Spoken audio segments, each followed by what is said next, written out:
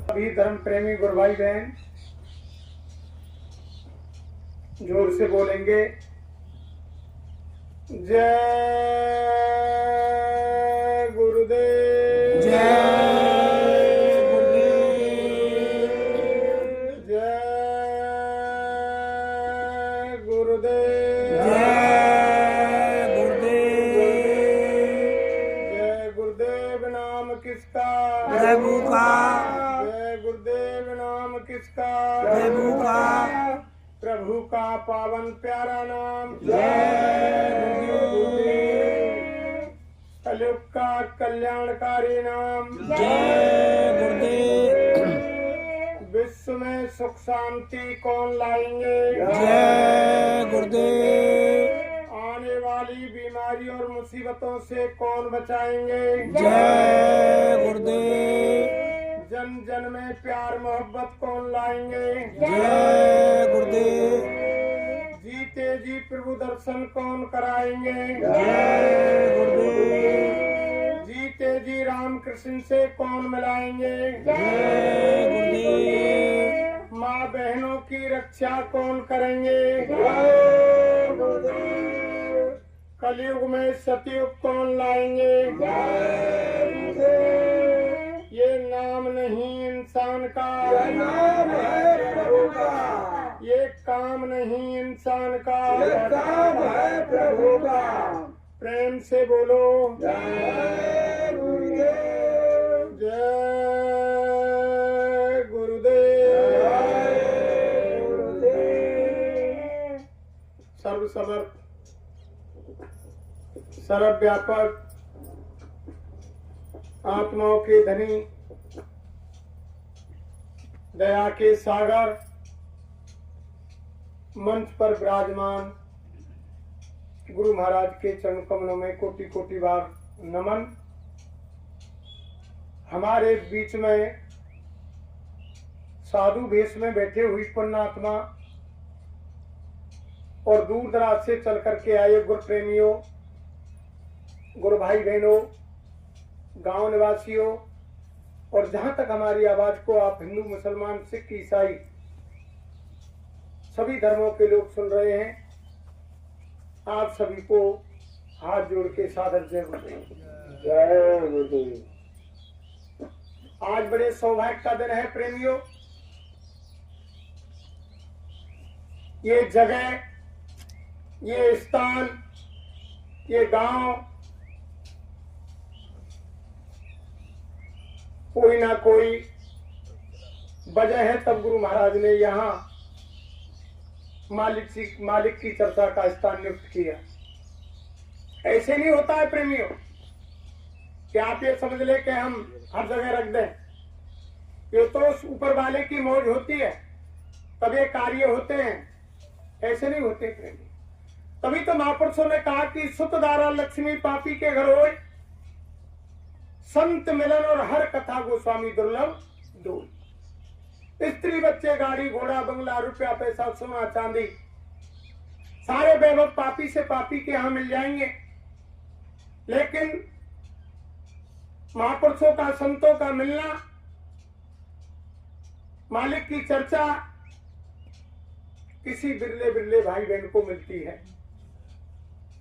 अगर कोई अचानक आ भी जाएगा तो महापुरुषों ने कहा कि स्वामी पिछले पुण्य में हर चर्चा न सुहाए और कैसो वह के नरमरे और के घर को उठ जाए। यानी पूर्व जन्म का खेल होता है प्रेम। ऐसे ही नहीं, ये मानव देही हमको ऐसे नहीं मिल गई। हमने बहुत यानी पहले पुण्य किए। जब हमारे पुण्यों का खजाना इकट्ठा हो गया तब जाकर के जो रामायण में लिखा है कि कब हूं कि कर करना देई ईस देत बिन हेत समी। उसने दया करके मानुष तन आप हम सभी भाई बहनों को दिया दया करके। और जो हमारे महाराज जी ने प्रसंग बहुत ही बढ़िया किया कि बड़े भाग्य मानुष तन पावा सुर दुर्लभ सदग्रंथन गावा, कि देवता भी इसको तरस रहे हैं। आप मानवता को धारण कर लो, इंसानियत पर आ जाओ। अगर आपने मनुष्य शरीर पा करके मानवता धारण नहीं की, इंसान नहीं बने, इंसानियत पर नहीं आए, तो फिर आपका यानी मनुष्य शरीर पाना बेकार है। क्यों? देवता क्यों तरस रहे हैं? इसीलिए तो तरस रहे हैं कि साधन धाम मोक्ष कर द्वारा और ये ना पाए परलोक सवारा। यानी भगवान से मिलने का जो रास्ता है, जो युक्ति है, केवल मानव शरीर में है और किसी योनि में नहीं है। केवल इसी में होकर के दरवाजा गया हुआ है जो उस मालिक से मिलने का, और किसी योनि में, किसी देह में नहीं है। देवताओं के पास भी वो रास्ता नहीं है जो यानी ध्यान भजन स्मरण करके और अपने मालिक के धाम को जाए, उनका दीदार दर्शन करें। केवल वो मनुष्य शरीर में है, इसलिए देवता इसको तरसते हैं। जब कोई आत्मा यहाँ से संसार से निकल के देवलोक जाती है तो देवता यानी गलियों में फूल लेकर के उस मानव शरीर से निकली आत्मा का स्वागत करते हैं और मालिक से प्रार्थना करते हैं, हे मालिक तू हमें भी मनुष्य शरीर दे, जिससे हम किसी महापुरुष के पास जाकर के रास्ता लेकर के और साधन भजन योग करके तुम्हारे धाम को आए। ये ऐसा पावन शरीर है प्रेम। लेकिन महात्माओं ने क्या कहा? गोसाई महाराज ने क्या लिखा रामायण के अंदर? उन्होंने यही लिखा है, रात दिन हम आप चर्चा करते हैं कि धर्म धर्म धर्म, लेकिन गोसाई महाराज ने धर्म के ऊपर चर्चा की है। धर्म न दूसरे सत्य समाना, आगम निगम पुराण बखाना। यानी सत्य के समान कोई दूसरा धर्म नहीं। तभी महापुरुषों ने कहा कि सांच बरोबर तप नहीं और झूठ बरोबर पाप, और जाके हृदय सांच है ताके हृदय आप। स्वयं भगवान उसके हृदय में निवास करते हैं। तभी कहा कि सत्य मत छोड़े सूरमा और सत्य छोड़े पत जाए, और सत्य की बांधी लक्ष्मी तो फिर मिलेगी। सत्य के कारण आपने देखा राजा हरिश्चंद्र ने सारी राजधानी को विश्वामित्र को दान कर दिया, और जब दक्षिणा की बात आई 60 लाख सोने के लिए स्वयं विद्या रानी को बेचा और पुत्र को बेचा, लेकिन सत्य को कायम रखा। सत्य के कारण, सत्य के पीछे जब उन्होंने सत्य को कायम रखा, सत्य के पीछे इतनी यानी दिक्कत परेशानी उठाई, तो आज इतिहास के पन्नों में हम राजा हरिश्चंद्र का नाम बार बार गाते हैं। सत्य के कारण ही राजा मोरक ध्वज ने जब भगवान उनकी परीक्षा लेने गए, अर्जुन को अभिमान आ गया कि मेरे समान कोई यानी सेवादार और कोई दानी, कोई भक्त नहीं है। तो जब परीक्षा लेने के लिए भगवान और अर्जुन साधु वेश में गए, तो उन्हीं मोरक ध्वज राजा ने अपने धर्म को कायम रखने के लिए अपने बेटे पर राजा रानी ने आरा चला दिया। किसके पीछे? सत्य के पीछे। सत्य के पीछे राजा शिवी ने अपना शरीर छुरी से काट काट करके कबूतर के बदले तोल दिया, सत्य को कायम रखने के लिए। तो रामायण कह रही है कि धर्म ना दूसर सत्य समाना, आगम निगम पुराण बखाना। यानी सत्य के समान प्रेमियों कोई दूसरा धर्म नहीं है। जब हम सत्य बोलेंगे यानी सत्संगी, उन्हीं का नाम सत्संगी है जो हम जाकर टोपी पहनकर घूम रहे हैं, जो सत्य का संग करते हैं, उन्हीं को कहते हैं सत्संगी। जो सत्य का साथ दे रहे हैं, सत्य के पीछे मर बैठ रहे हैं, सत्य के पीछे घूम रहे हैं। हम रात दिन झूठ बोले, उससे क्या होगा? कुछ नहीं होगा। यानी सत्संगी वही है प्रेमियों जो सत्य का साथ दे रहा है। फिर आगे कहा यानी धर्म का पहला चरण है कि सत्य बोलना। यह सबसे पहला चरण है। कितने भी संकट में प्राण आ जाए, कितना भी संकट आ जाए, लेकिन अगर मानव है, इंसान है, तो उसको कभी भी यानी सत्य का साथ नहीं छोड़ना चाहिए। फिर आगे दूसरा चरण में कहा कि परहित सरिस धर्म नहीं भाई, और पर पीड़ा सम नहीं अदमाई। दूसरा चरण यानी सत्य का, दूसरे का हित करना, दूसरे की भलाई करना, दूसरे के काम में मदद करना, सेवा करना, यानी ये दूसरा है। पर हित सरस धर्म नहीं भाई, पर पीड़ा सम नहीं अजमाई। दूसरे को यानी सुख पहुंचाना, दूसरे का सहयोग करना, सहायता करना, ये सबसे बड़ा धर्म है। और दूसरे को कष्ट पहुंचाना, यह सबसे बड़ा पाप है। और आज हम तुम क्या देख रहे हैं? रात दिन हम रामायण पढ़ते हैं, गीता पढ़ते हैं, भागवत पढ़ते हैं।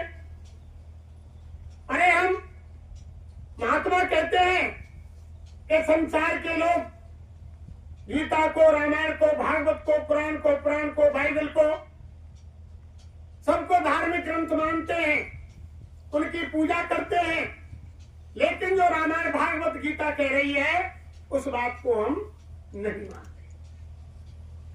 महात्मा कहते हैं हम राम को, कृष्ण को, ईसा को, मोहम्मद को, महावीर को, बुद्ध को यानी भगवान मानते हैं, लेकिन जो भगवान कह रहे हैं उस बात को हम नहीं मानते। अरे इसीलिए तो गुरु महाराज कह रहे हैं कि चलो मेरी बात को छोड़ दो।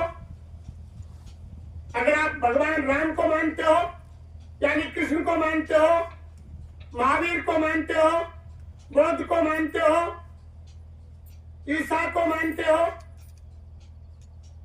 हनुमान जी महाराज को मानते हो, देवी देवता को मानते हो, तो आप उनके ही कहने से शाकाहारी हो जाओ, उनकी बात मान लो। वो भी तो शाकाहारी थे।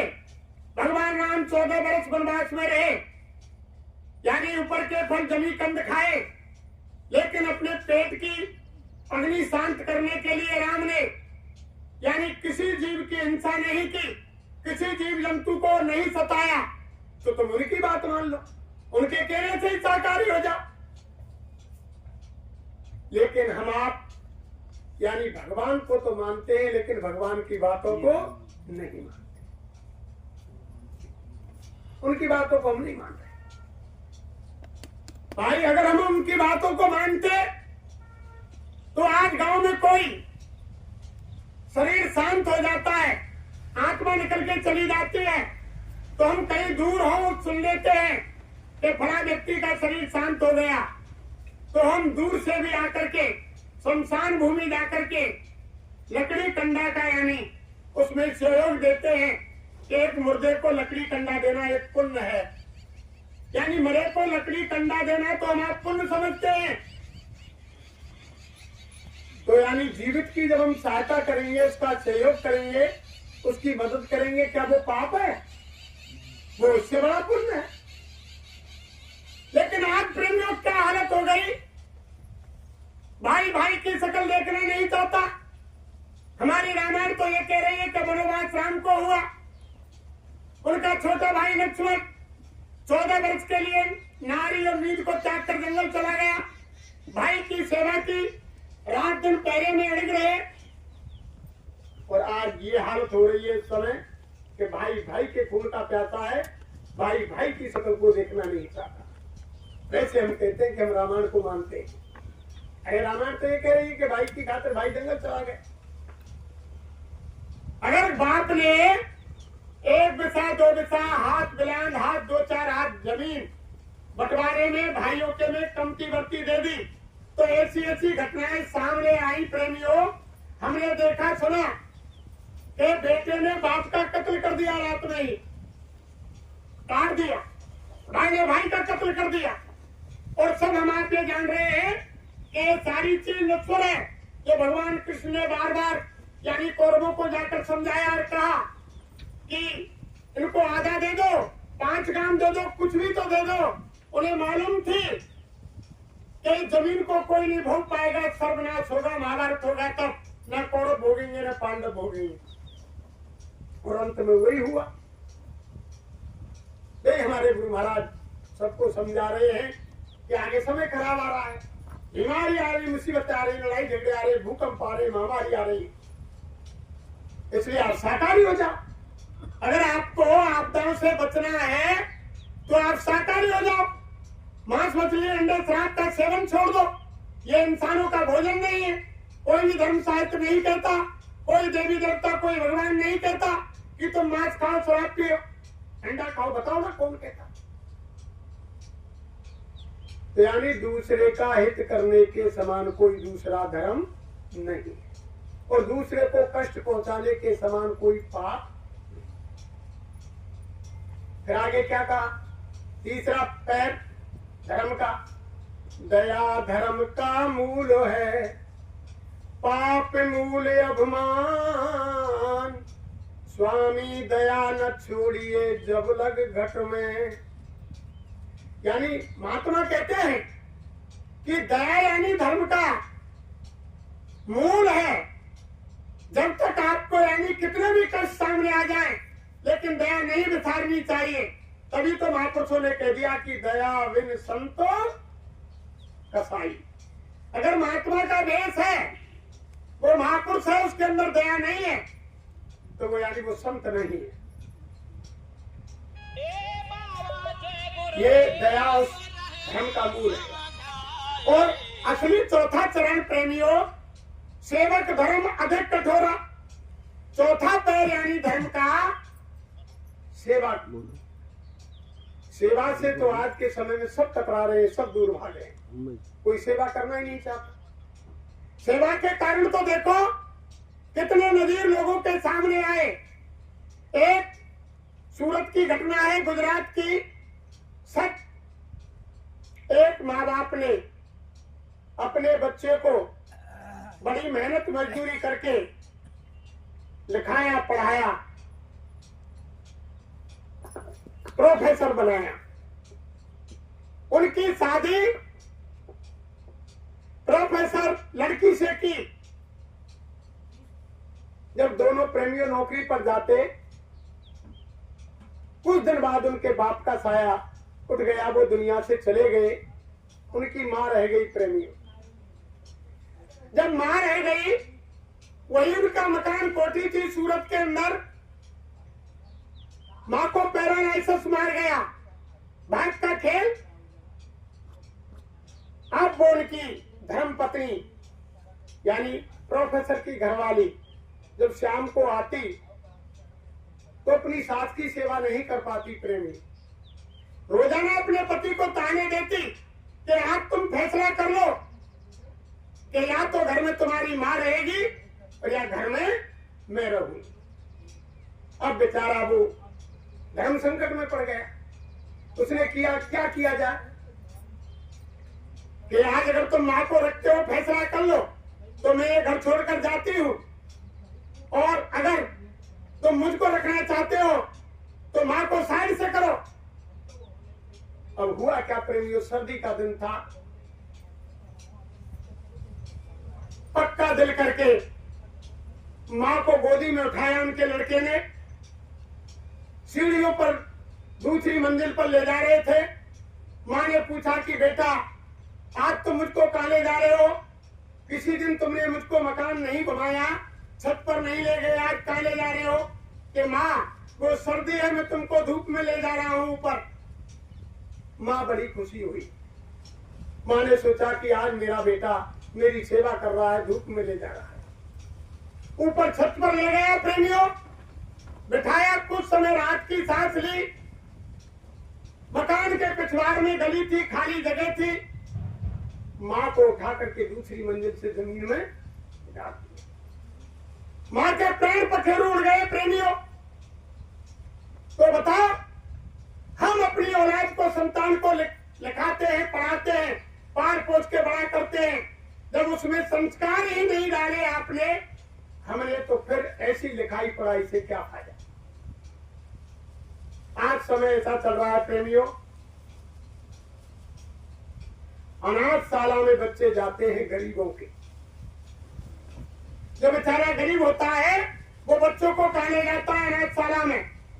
अनाथशाला में बच्चे जाते हैं गरीबों के, और वृद्धाश्रम में माँ बाप जाते हैं अमीरों के।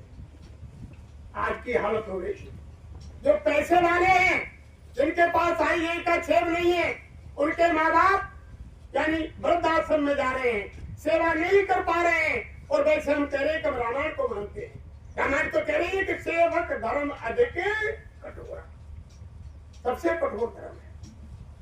अभी तो हमारे गुरु महाराज ने मन से कहा कि जीवित पर आखी दंगम दंगा और मरे पर पहुंचाओ गंगा, और जिंदे को गुर की डरी न दिखाई और मरे पे नौमन खान गराई।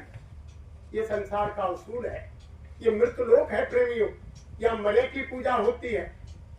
जब धरती पर राम आए, लोगों ने राम को भगवान नहीं माना, नकार दिया उस समय के लोगों ने। अगर भगवान राम को लोग उस समय समझ जाते कि यानी मर्यादा पुरुषोत्तम ये भगवान है, धरती पर धर्म की स्थापना के लिए, राक्षसों के विनाश के लिए, भक्तों की रक्षा के लिए आए हैं, तो सारी अयोध्या खाली होकर के राम के साथ वनवास में चली जाती। कोई नहीं गया उस समय, लोगों ने नहीं पहचान पाया। आज जब धरती से अपना काम करके चले गए, लोग मंदिर बना बनाकर ढोलक मजीरा पीट रहे हैं और हरे राम हरे कृष्णा रात दिन पुकार रहे हैं। तब जब धरती से चले गए, तब भगवान कृष्ण है, उनको लोगों ने उस समय नहीं पहचाना।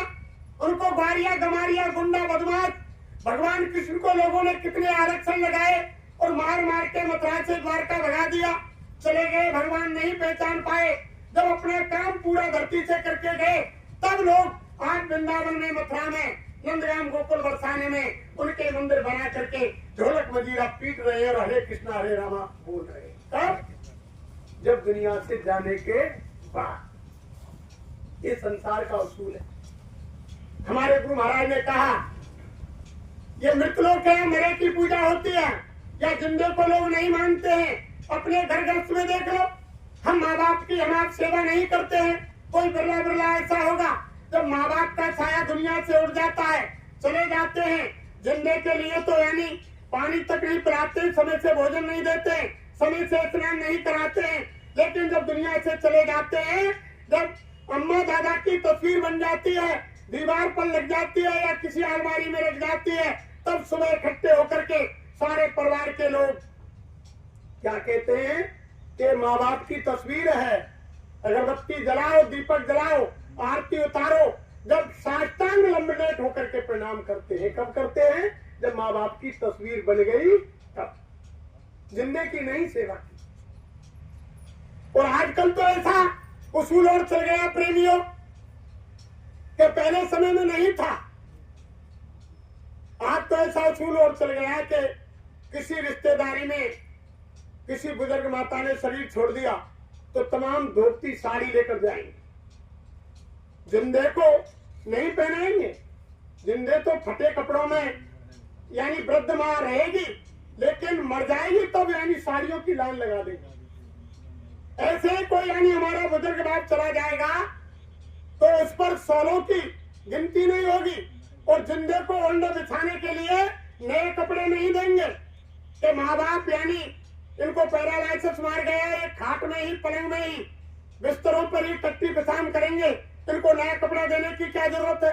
तब नहीं देंगे। और जब शरीर छूट जाएगा, जब नई सोलों की लाइन लगा देगा। परमात्मा क्या कह रहे हैं कि जीते जी का सारा मेला, जीते जी का सारा मेला शान और ये शौकत है, और जीते जी के रंग महल है, जीते जी की रौनक है।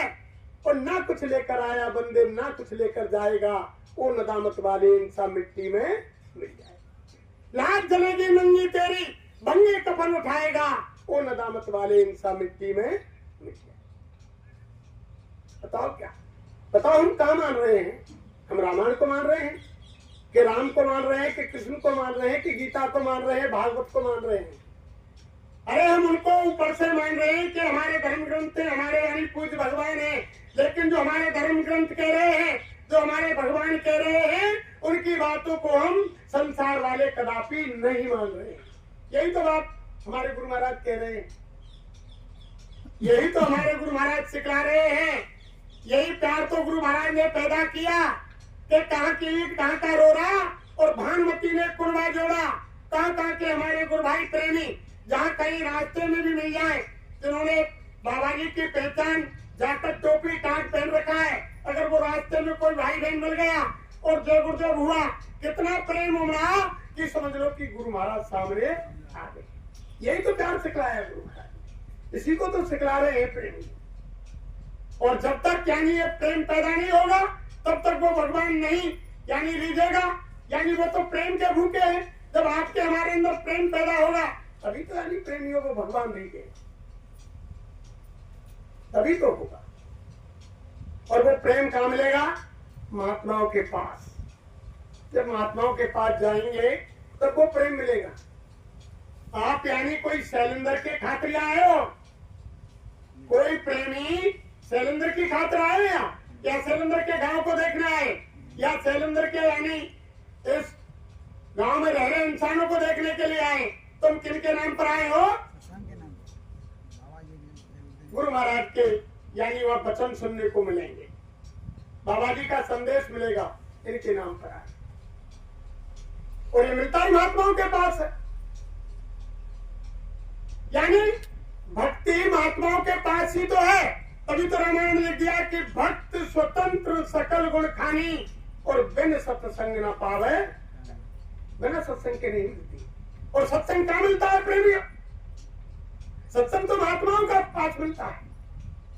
हम आप कोई सत्संग देने के अधिकारी नहीं है। सत्संग का मतलब गुरु महाराज ने समझाया, सत्संग कोई नाचने गाने का और यानी ताली बजाने का, हारमोनियम ढोलक बजाने का और यानी ताली पीटने का, कोई कथा कीर्तन का नाम सत्संग नहीं है। सत्संग का मतलब है सत्संग। सत्य के संग को ही सत्संग कहते हैं प्रेमियों। और जहां तक चर्म आंखों से दिखाई दे रहा है ये सब मिथ्या है, सब नाशवान है। और की क्या चला है? जिस शरीर के ऊपर हम गर्व गुमान घमंड कर रहे हैं, ये शरीर भी दूसरे की धरोहर है, ये काल की अमानत है, ये भी हमारा आपका नहीं है। फिर सत्य क्या है? फिर सत्य क्या है? तो गोसाई महाराज ने रामायण में लिखा कि ईश्वरन से जीव अविनाशी और चेतन अमल सहज सुख। वो परम पिता परमात्मा की अंश, वो जीवात्मा अजर अमर अविनाशी है, वो कभी मरती नहीं है। वो यानी कर्मों के अनुसार शरीर धारण करती है। जैसे कभी आपने खादी पहन ली और कभी आपने टेरिकोट पहन ली, यानी अनेकों प्रकार के कपड़े पहन लिए, ऐसे ही वो कर्मों के अनुसार शरीर धारण करती है, लेकिन आत्मा कभी मरती नहीं है। वो अजर अमर अविनाशी है। और एक दूसरे यानी वो परम पिता परमात्मा, वो अजर अमर अविनाशी है। तो जहां आत्मा को परमात्मा से मिलाया जाता हो, जहां आत्मा का संग परमात्मा से कराया जाता हो, जहां सत्य को सत्य से जोड़ा जाता हो, जहां सत्य का संग कराया जाता हो, उसको कहते हैं सत्संग। और वो कहाँ मिलता है? महात्माओं के यहाँ, महापुरुषों के यहाँ, सदगुरु के यहाँ। ये आत्मा को परमात्मा से जीते जी यानी मिलाने का काम करते हैं। और जो इनके जबान से जिन्होंने परमात्मा को पा लिया और वो रोजाना परमात्मा के पास आते जाते हैं, जो उनकी जबान से जो शब्द निकलता है वो शब्द निकलता है, यानी उनके मुख से निकला हुआ वचन वो भी सत्संग है। और वो आत्मा को परमात्मा से जोड़ने का काम करते हैं, वो भी सत्संग है। तो महापुरुषों की वाणी से निकलने वाले वचन वो सत्संग है। सत्संग को ये नहीं, ये तो आपके सामने हमने कल ही कह दिया कि ना कोई हम संत है, ना महात्मा है, ना हम कोई ज्ञानी है, ना विज्ञानी है, ना हम कोई विद्वान है, ना हम कोई वक्ता है। हम तो हमारे गुरु महाराज के एक पार्टी दूत है, एक नारी है, एक संदेश वाहक है। इन्होंने आदेश दिया कि मेरा संदेश गांव नगर झोपड़ी कस्बा झुग्गी शहर ढाणी ढाणी में जाकर सुना दो। कोई आने वाले खराब समय में ये ना कहे कि बाबा जय गुरुदेव जी महाराज का संदेश हमने नहीं सुना। हम तो आपको इनका संदेश सुनाने के लिए आए। और सब प्रेमी भाई बहनों को आदेश है, हम कोई आपको ना ज्ञान देने आए, ना कोई उपदेश करने आए, ना सत्संग सुनाने आए। ये काम तो इनका होता है। और ये हमारी सारी यानी जो भागवत है, रामायण है, गीता है, जितने भी धर्म शास्त्र हैं, जो भी यानी भगवान की आरती बोलती है, सब में यानी यही भेद लिखा हुआ है, कोई भी बाकी नहीं है। सब में यही लिखा है कि संतों की शरण में जाओ, संतों के पास जाओ, उनसे तुम्हें रास्ता मिलेगा। हर जगह की यही बात है, लेकिन हम आप नहीं समझ पाते हैं। जो रात दिन रामायण यानी हम आरती करते हैं, यानी कथा पढ़ने के बाद मंदिरों में जो आरती की जाती है, ओम जय जगदीश हरे, उसमें एक लाइन को उठाकर देखो क्या कह रही। विषय विकार मिटाओ, पाप हरो देवा, स्वामी पाप हरो देवा, श्रद्धा भक्ति बढ़ाओ, संतन की सेवा, ओम जय जगदीश हरे। यही आरती कह रही है कि भगवान से आप प्रार्थना करो, हे देवी माँ, हे भोले बाबा, हे हनुमान जी महाराज, हे राम, हे कृष्ण, हमारे विषय विकारों को मिटाओ, हमारी बुद्धि को शुद्ध करो, हमारे अंदर भक्ति के वैसे भाव जगाओ जो हम संत महात्माओं की शरण में जाएं और उनसे रास्ता लेकर के हमारी आत्मा का कल्याण करें। पूजा दो प्रकार की होती है प्रेमियों। एक तो बाहरी पूजा, जो शरीर से हम पूजा कर रहे हैं उसका लाभ प्रेमियों शरीर के लिए होगा, आत्मा के लिए कोई लाभ नहीं होगा। जो आत्मिक पूजा करेंगे हम अंदर से, तब आत्मा के लिए लाभ, और वो पूजा कहाँ मिलेगी? संत महात्माओं के पास वो रास्ता। आत्मिक पूजा, आत्मिक धन महापुरुषों के पास मिलता है, उनके पास जाएंगे तब होगा। और यही हमारी भागवत कह रही है। भागवत की आरती में देखो, आरती सब मिलकर कीजे, भागवत चरणामृत लीजे। आरती सब मिलकर कीजे, भागवत चरणामृत लीजे। ये पे चढ़े भक्त को रंग, कब चढ़ेगा प्रेमियों? ये पे चढ़े भक्त को रंग, मिले जब संतन को सत्संग। जब चढ़ेगा, जब महापुरुषों के वचन, उनका सत्संग मिलेगा, तभी तो हृदय पर भक्ति का रंग चढ़ेगा। जब महापुरुषों के पास नहीं जाएंगे तो भक्ति कर नहीं सकते। भक्त स्वतंत्र सकल गुण खानी, और बिन सत्संग न पावे। वो तो यानी बिना सत्संग की भक्ति नहीं मिलेगी। और सत्संग कहाँ मिलेगा? सत्य को सत्य से जोड़ने का काम महापुरुषों के पास है, तो महापुरुषों के पास जाना पड़ेगा। यही भागवत कह रही है कि ये पे चढ़े भक्त को रंग, और मिले जब संतन को सत्संग। जन्म वृथा मत कीजिए, आरती सब मिलकर के कीजिए। यानी सारी चीज कह रही है। यही रामायण में यानी गोसाई महाराज ने साफ लिखा कि प्रथम भगत संतन कर संगा, और दूसरी रत्न कथा प्रसंगा। सातवीं में तो लिख दिया कि सप्तम में वो शब्द देखा, और मोते अधिक संत कर लेखा। भगवान ने साफ कहा। और आखिर में तो ये कह दिया कि मोर वचन पड़े चाहे फीका, और संत वचन पत्थर की लीक। महापुरुषों के वचन पत्थर की लीक होते। भगवान का वचन चाहे यानी कर सकता है, लेकिन महापुरुषों का वचन कदापि कटने वाला नहीं। इसलिए प्रेमियों, महापुरुषों का संग करना पड़ेगा।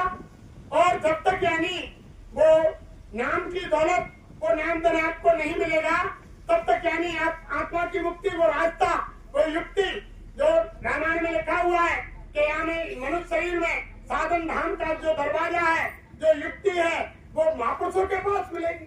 जब इनसे रास्ता मिलेगा, वो नाम ऐसा है जो रामायण में लिखा हुआ है, वे कोट नाम संसार में, और ताते मुक्त न हो, आद नाम जो गुप्त है बूझे बिरला कोई। वो नाम कैसा है? वो आदि है, अनादि है, पहले भी था, अब भी है, और आगे भी रहे। वो मिटता नहीं। वो कौन सा नाम है जो रामायण में लिखा है कि सुमर पवन सुत पावन नामी नामू, और अपने बस कर राखे रामू। कालक करूं मैं नाम बढ़ाई, और राम न सकई नाम गुण गाई। जा सुनाम सुमरत एक बारा, और नर उतरई भव सिंधु अपारा। वो ऐसा नाम है जिसके एक बार लेने से जीवात्मा संसार रूपी सागर से पार हो जाती है। वो मिलेगा कहाँ? वो नाम मिलेगा कहाँ? ब्रह्म राम के नाम पर, और वरदाय के वरदान, और रामायण सतकोट में लियो महेशु जान। ये रामायण में लिखा हुआ। जो गोसाई महाराज बताते हैं कि शरीर में 2 कान, 2 आंख, 2 नाक, और जो यहाँ इस नाके पर दोनों आंखों के बीच में यानी तीसरे तिल छठे तक पर जीवात्मा बैठी है, उसके अंदर 1 कान, 1 आंख और 1 नाक है। जहाँ हमारी माता बहन देवियां बिंदी लगाती हैं, हमारे भाई लोग जहाँ टीका चंदन लगाते हैं, यहाँ जीवात्मा का निवास स्थान है। उसके अंदर 1 आंख, 1 कान, 1 नाक है। भगवान का दीदार दर्शन बाहर की चरमाखों से नहीं होगा। उस भगवान का दीदार दर्शन जब तक वो अंदर की तीसरी आंख जो यानी शंकर भगवान की खुली थी, वो शिव नेत्र ज्ञान चक्षु दिव्य दृष्टि, जब तक वो नहीं खुलेगी तब तक भगवान का दीदार दर्शन नहीं। उस आंख के ऊपर जैसे बाहर की आंखों पर जाला आ जाता है, मोतियाबिंद आ जाता है, ऐसे ही अंदर की जीवात्मा की आंख पर यानी कर्मों की गंदगी छा गई और वो आंख कान नाक बंद हो गए, वो बंद हो गए। जैसे बाहर की आंख पर अगर मोतियाबिंद जाला पहला पानी आ जाता है, लेंस खराब हो जाता है, तो बाहर के डॉक्टर के पास जाते हैं, वो लेंस बदल देता है और ऑपरेशन कर देता है, अंजन मंजन ड्रॉप दे देता है, उन्हें दिखाई देने लग जाता है। ऐसे ही आत्मा की आंख के साधन महात्मा होते हैं, जब तुम इनके पास जाएंगे वो युक्ति बताएंगे जन्म जन्मांतरों से। जो महापुरुषों ने क्या कहा कि लक्ष्य राशि खत्म वही ना, कोट कल्प उपचार गए और कहा करूं नाक में दम आ गई, मरते मरते हार। ना जाने कितने जन्म जन्मांतरों से प्रेमियों हम जन्म लेते मरते जन्म लेते मरते चले आ रहे हैं, लेकिन हमें कोई रास्ता नहीं मिला। सत्य त्रेता द्वापर बीता, कोई ना जानी शब्द की रीता, कलयुग में स्वामी दया विचारी, भय प्रगट और शब्द पुकार। यानी और युगों में प्रकट संत नहीं थे, केवल इसी कलयुग के अंदर यानी संतों ने दया की है और धरती पर आए और उन्होंने नाम के भेद को खोला। सबसे पहले धरती पर आज से 550 साल पहले साहिब कबीर आए और साहिब कबीर ने आकर के उस नाम का भेद खोला और उन्होंने नाम का भेद खोल करके उस मालिक का नाम यानी सत्य साहिब रखा और उसी नाम से जीवों का कल्याण कर उन्होंने आकर के भेद खोला। कबीर साहब ने धरती पर यानी प्रकट संत रूप में इस कलयुग के अंदर सबसे पहले धरती पर संत यानी साहिब कबीर आए, उन्होंने नाम को यानी दिखाया। उसके बाद नानक साहब आए, गोसाई महाराज आए, इधर यहाँ आगरे में राधा स्वामी नाम जगाया, महाराज जी आए शिव दयाल जी, उसी पीढ़ी से फिर बाद में यानी हमारे गुरु महाराज आए, उन्होंने जय गुरुदेव नाम जगाया मथुरा में। ये महापुरुषों के नाम नहीं। बहुत से प्रेमी शंका करते हैं कि जय गुरुदेव नाम बाबा जी का ये बोलते हैं, अरे हमारे गुरु महाराज भी बोलते थे उनसे कि जय गुरुदेव नाम किसका, प्रभु का, इनका नाम जय गुरुदेव नहीं है। इन्होंने इस घोर कलयुग के अंदर जय गुरुदेव नाम को जगाया है, सिद्ध किया है, उसमें पावर भरा है, इनका नाम जय गुरुदेव नहीं है।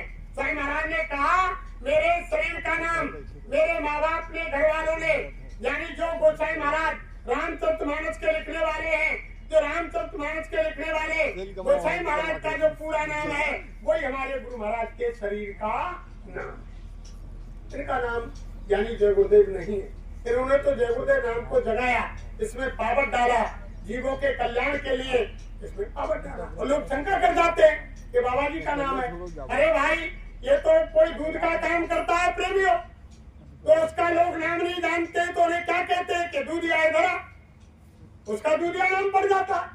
ऐसे हमारे गुरु महाराज ने जय गुरुदेव नाम को जगाया तो सारे भारत के लोग नहीं बल्कि विश्व के लोग जगह जगह कहने लगे कि बाबा जय गुरुदेव आ रहे हैं, इनका जय गुरुदेव नाम से प्रचार हो गया। लोग बाबा जय गुरुदेव नाम से नहीं जानते हैं, लेकिन इनका नाम जय गुरुदेव नहीं है। ये शंका दिल से निकाल दो। वो परम पिता परमात्मा उस आली यानी सर्वशक्तिमान शक्ति का नाम जय गुरुदेव। स्वामी महाराज ने कहा अगर तुमको शंका है किसी को कि जय गुरुदेव नाम मालिक का नहीं है, यानी ये कहां से आ गया, तो स्वामी महाराज बोले कि हर के 1000 नाम, कृष्ण के करोड़ों नाम, विष्णु के असंख्य नाम, उनमें से जय गुरुदेव नाम उस परम पिता परमात्मा उस भगवान का नाम जय गुरुदेव।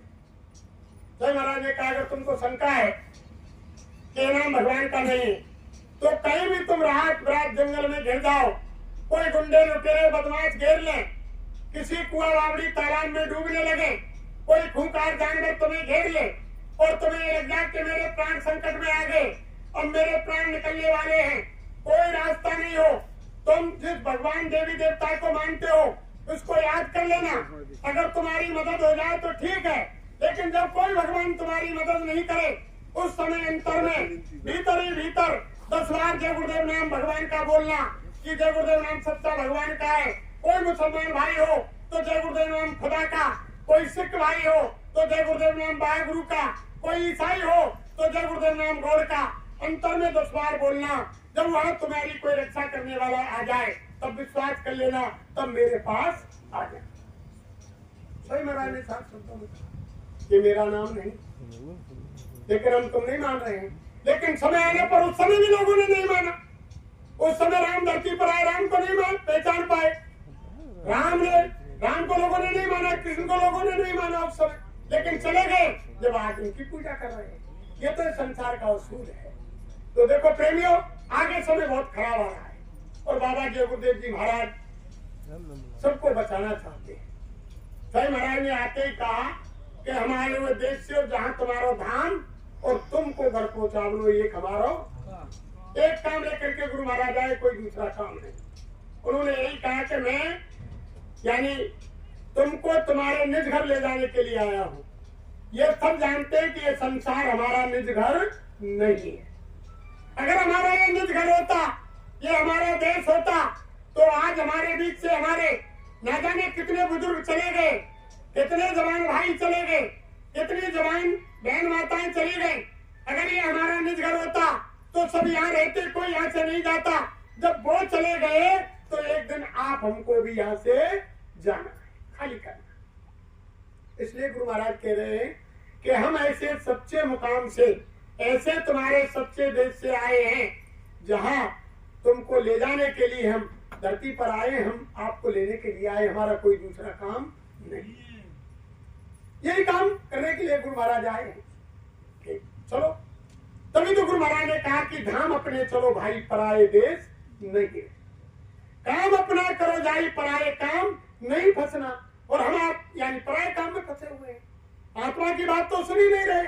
जो भी हम संसार में काम कर रहे हैं इस शरीर के लिए कर रहे हैं, और शरीर की कीमत आत्मा के पीछे है।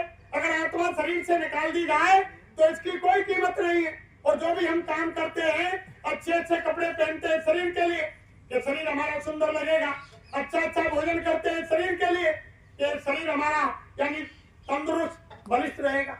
संतान पैदा करते हैं किसके लिए? शरीर के लिए कि बुढ़ापे में हमारी सेवा करेंगे। और मकान बनाते हैं किसके लिए? शरीर के लिए कि सर्दी गर्मी बरसात में ये शरीर चैन से रहेगा। और यानी गाड़ी घोड़ा बंगला ये किसके लिए? शरीर के लिए कि यानी सर्दी गर्मी बरसात में गाड़ी में चैन से सफर करेगा। बैंकों में धन जमा करते हैं किसके लिए? शरीर के लिए कि चलो बुढ़ापे में इसकी खातिर बच्चे हमको खाना देंगे। जो भी काम हमने आपने किया दूसरे का किया, इस शरीर का किया, और ये शरीर दूसरे की अमानत है। अभी अभी इससे जीवात्मा निकाल दी जाए तो तुम्हारे घर परिवार के नाते रिश्तेदार, बीवी बच्चे, पति पत्नी सब घृणा करने लग जाएंगे कि इनका चेहरा ढक दो, इनकी शक्ल नहीं देखी जा रही है। अरे प्रेमियों, वही शरीर है, वही रूप रंग है, वही चेहरा है, वही सारी चीज है। और सी कौन सी चीज निकल गई? जो लोग अभी प्यार कर रहे थे वो घृणा करने लगे। तो महात्मा कहते हैं कि इस शरीर की कीमत जीवात्मा के पीछे है, और जीवात्मा के लिए आज तक किसी भाई बहन ने कुछ किया नहीं, तो आत्मा के लिए कुछ नहीं किया। जब तक हमको गुरु महाराज नहीं मिले थे, आप हमने क्या कुछ किया? जो साईं महाराज मिल गए तभी तो हम आत्मा के लिए कोई धन इकट्ठा कर रहे हैं। ये असली धन है, यानी जो मालिक की चर्चा हो रही है, ये आत्मा का असली धन है। ये यानी जब तक आत्मा के लिए असली धन नहीं मिलेगा तब तक आत्मा का काम नहीं चलेगा। महात्मा वही असली चीज तो दे रहे हैं, वही आत्मिक धन तो दे रहे हैं, वही रास्ता तो बता रहे हैं, और हम आप संसार के कामों में लगे हुए हैं। यानी संसार हमारा नहीं है, ये तो